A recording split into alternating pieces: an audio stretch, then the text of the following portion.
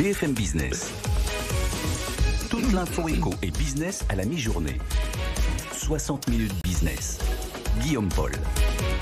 Allez, midi 22, je vous disais, c'est le grand rendez-vous annuel du monde vinicole qui débute en France aujourd'hui, Port de Versailles. Ça a commencé ce matin, le salon Wine Paris, c'est Vinexpo du 14 au 16 sur 3 jours. Rodolphe Lamesse, bonjour, bienvenue.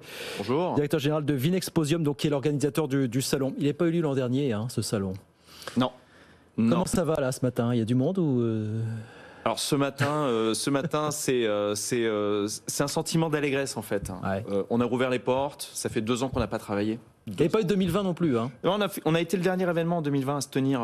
Oui, vous étiez avant mi-mars, quoi. Donc vous étiez. Ouais, c'est ça. On était à mi-février et puis ça s'est arrêté derrière. Et depuis 2 ans, notre activité est complètement à l'arrêt, comme le reste de mes confrères dans le domaine de l'événementiel. Donc rouvrir ses portes 2 ans plus tard, avec les clients qui se retrouvent, les acheteurs qui sont présents, on est dépassé, je pense, on est là pour faire du business, mais en fait, on sous-estime complètement l'aspect émotionnel qui s'attache à ces retrouvailles. On s'était perdu de vue, on se retrouve. C'est pas juste un... Et à ce secteur aussi, parce que s'il y a un secteur dans lequel l'expérience est indispensable, sur lequel c'est difficile de faire du business à distance, c'est bien le vin quand même. Mais complètement. Le vin, c'est un produit de partage, c'est un produit de 5 sens. Donc, on peut digiter. Donc si on goûte pas, si on goûte pas, on n'achète pas. Bah, un peu, c'est presque ça. C'est-à-dire que on est dans un secteur d'acheteurs professionnels. Donc l'enjeu, c'est pas d'acheter 1 ou 2 bouteilles, c'est d'acheter des caisses et des caisses. Donc on peut pas se permettre de prendre le risque. Donc on est obligé de goûter le produit. Et on est obligé d'avoir le storytelling qui va avec. Et si on n'a pas le storytelling, si on n'est pas dans les meilleures conditions, la dégustation est moindre. 2800 exposants, 23 pays représentés. 32 pays représentés. 32 pays représentés. C'est énorme, c'est énorme. Les exposants, ils sont là, mais les professionnels en face, est-ce qu'ils sont venus en nombre ou pas? Écoutez, je vais vous donner... Franchement, c'était la crainte, là, on se disait... on a tous cette crainte. Alors, moi, je suis en back-office, je vois les chiffres des gens qui s'inscrivent. J'ai 80 pays qui sont représentés côté acheteurs. Je sais que je vais arriver entre 18 et 20 000 acheteurs sur les projections. Maintenant, quand on ouvre les portes, il faut qu'on voit si les projections se confirment. Ce matin, je vais vous donner un exemple. On avait une conférence dans une petite arène qui est prévue pour 80-90 personnes maximum. Cette conférence, elle a débordé. J'ai des gens qui sont assis par terre. J'ai jamais vu ça. J'ai jamais vu ça depuis que je fais ce métier. On était en déambulation avec Julien de Normandie, le ministre de l'Agriculture et de l'Alimentation, qui nous a fait le plaisir de venir faire l'inauguration. J'ai dû le laisser parce que je venais vous retrouver, mais surtout, c'est gentil. je n'arrivais plus à avancer dans les allées des pavillons de la Champagne. Ouais. Donc ça repart. Mais vous dites d'ailleurs, c'est le salon de la sortie de crise, là, véritablement. Ouais. Vous dites, voilà, les restaurateurs refont du stock. En fait, c'est le salon de.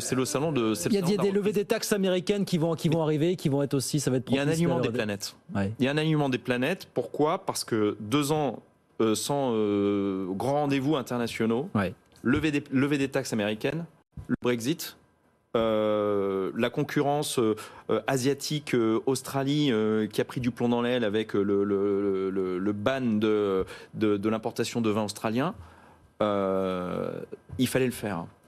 Tenir ce salon en février, c'est une date qui est clé dans le monde professionnel des achats de vin. Parce qu'en janvier, en février, en mars, on achète les derniers millésimes, les blancs, les rosés, mais vous ne les achetez pas en mai ou en juin, c'est trop tard. Donc il fallait absolument être présent. Et quand vous êtes la France, que vous êtes dans le top 3 des pays producteurs de vin, vous devez avoir votre salon qui se tienne, c'est pas possible. Même si le plus gros salon international du vin est en Allemagne, c'est pour le moment. C'est Provine. Pour le moment. C'est celui-là, c'est celui-là. Ouais, c'est ça. Le plus grand salon international du vin, il est en Allemagne. On n'a pas réuni. Alors vous êtes issu de la réunion de 2 salons, Wine Expo et Vinexpo. Mais il y a Bordeaux encore. Est-ce qu'il faut rassembler encore tous les salons vinicoles pour faire une grosse structure, une méga structure en France finalement? On a rassemblé les salons professionnels sous une seule et unique bannière. C'est Wine Paris, c'est Vinexpo Paris. La société Vinexposium est née de cette volonté d'avoir un acteur français qui devienne le champion mondial. La pandémie nous a arrêtés dans notre élan. Reprendre aujourd'hui, c'est renvoyer un signal au monde du vin, pas qu'à la France, au monde du vin, en disant Paris est la destination préférentiel pour faire des affaires dans le secteur du vin. On a 32 pays qui sont représentés. On aurait pu en avoir plus si nous n'avions pas eu la pandémie. On a une croissance par rapport à 2020 qui est de l'ordre de 15 à 20% selon les territoires. On est en croissance. On n'est pas reparti en arrière. On est en croissance. Et on a, ce que je vous disais, on a 80 pays qui sont acheteurs. Donc, le monde des affaires va se faire à Paris. Et au-delà de Paris, notre plateforme est une plateforme qui aide l'export. Ouais. Il nous reste 2 minutes, 2-3 minutes. J'ai une question sur l'offre aujourd'hui. Est-ce qu'elle est adaptée, l'offre en vin, aux consommateurs? Ah, ça c'est très intéressant. En fait, on a 2 axes. Et la question que je vais vous poser, c'est est-ce que les vignerons doivent changer de stratégie, changer leur offre? Est-ce que c'est aux vignerons de changer leur offre ou c'est aux consommateurs de s'adapter aux fondamentaux? Voilà, de venir aux fondamentaux. Je pense qu'en fait, les deux font un chemin convergent. Je m'explique. Aujourd'hui, les vignerons, ils font un travail fabuleux sur la progression vers les vins bio, certifiés ou HVE. Le consommateur a des attentes, les jeunes consommateurs particulièrement, ont des attentes autour de le niveau d'alcool. Les jeunes boivent moins alcoolisé que probablement moi ou mon père. Ils ont aussi des attentes différentes sur le packaging. Les jeunes ont des attentes autour de la canette. C'est étonnant quand même. Alors, je me demandais si vous alliez en parler. On en parle du vin en canette ou pas? Parce qu'apparemment, des études montrent que... Alors, dans les pays anglo-saxons, ça marche. Absolument. C'est un marché, à l'export aujourd'hui. C'est un marché à l'export, particulièrement au Royaume-Uni, autour des vins blancs et des vins rosés. Population jeune, féminine.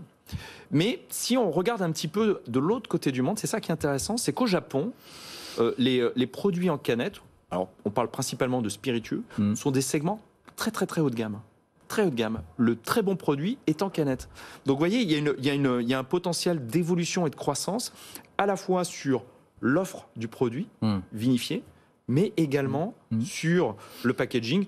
Et je ne vous parle même pas du canal d'acquisition. Évidemment. 30 secondes, on est au bout. Est-ce que le digital, est-ce qu'on a beaucoup digitalisé? Voilà. Est-ce que la profession doit se digitaliser ou est-ce que ça doit rester? Alors, 2 chiffres. Le contact. Voilà. 2 chiffres qui illustrent ce changement qui est accéléré par la pandémie. Le digital représentait 2% du marché en 2019. Il est monté à 6% en 2020 et il va encore progresser en 2021. La croissance de ce segment, c'est de 43% 2020 par rapport à 2019. Donc, il y a une vraie intensité sur ce segment. Donc oui, ça va continuer, mais dans une certaine mesure. Exactement. Je pense que les jeux vont s'équilibrer.